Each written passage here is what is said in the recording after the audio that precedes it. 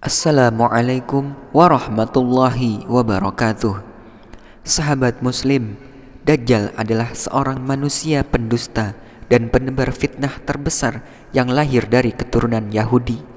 Dalam berbagai riwayat, Dajjal kelak akan dibunuh oleh Nabi Isa alaihi salam atas izin Allah Ta'ala di akhir zaman. Ujian paling besar yang akan dihadapi umat manusia kelak menjelang hari kiamat adalah munculnya Dajjal. Ada banyak hadis menuturkan tentang siapa Dajjal dan bagaimana kelak dia muncul serta tragedi yang diakibatkan. Namun ada sebuah kisah bahwa Dajjal pernah memeluk agama Islam yang membuat para sahabat terkejut. Lalu bagaimana kisahnya? Kenapa Dajjal bisa masuk Islam? Bagaimana sikap Rasulullah ketika Dajjal masuk Islam? Apa saja yang dilakukan Dajjal ketika ia memeluk agama Islam?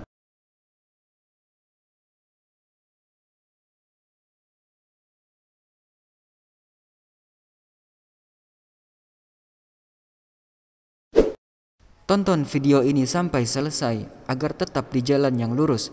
Sebelumnya, dukung channel ini agar terus konsisten menyebarkan informasi seputar Islam lainnya dengan cara like, subscribe, dan share.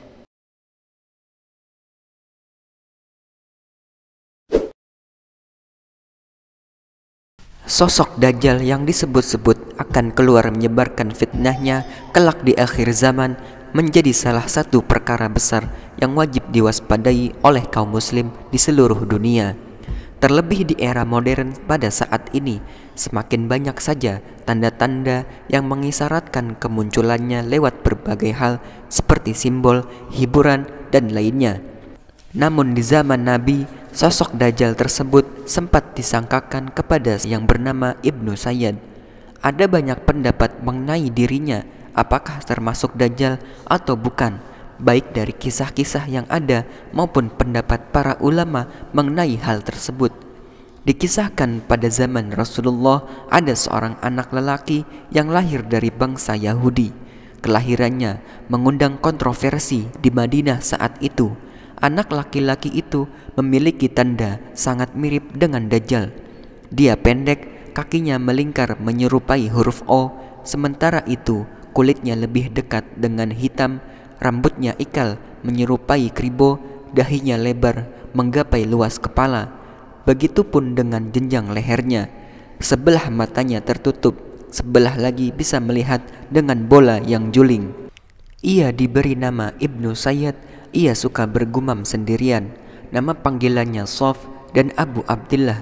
Ibnu Umar radhiyallahu anhu mengabarkan bahwa Umar dan Nabi SAW berangkat bersama rombongan untuk menemui Ibnu Sayyad hingga akhirnya mereka mendapatinya sedang bermain bersama anak-anak yang lain di bangunan tinggi milik Bani Mogholah.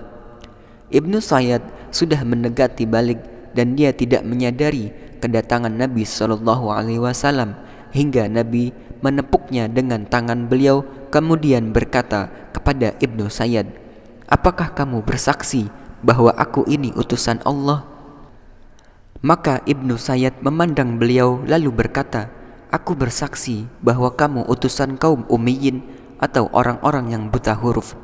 Kemudian Ibnu Sayyad berkata kepada Nabi SAW, "Apakah kamu akan bersaksi bahwa aku ini utusan Allah?" Maka beliau menolaknya dan berkata, "Aku beriman kepada Allah dan kepada Rasul-Rasulnya."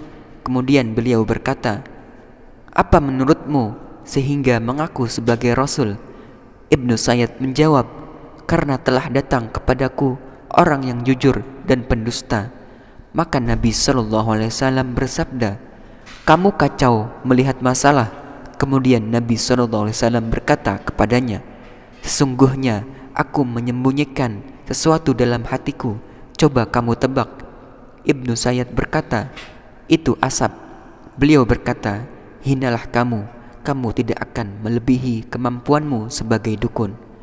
Lalu Umar bin Al-Khattab radhiyallahu anhu berkata, "Wahai Rasulullah, biarkanlah aku memenggal kepala orang ini."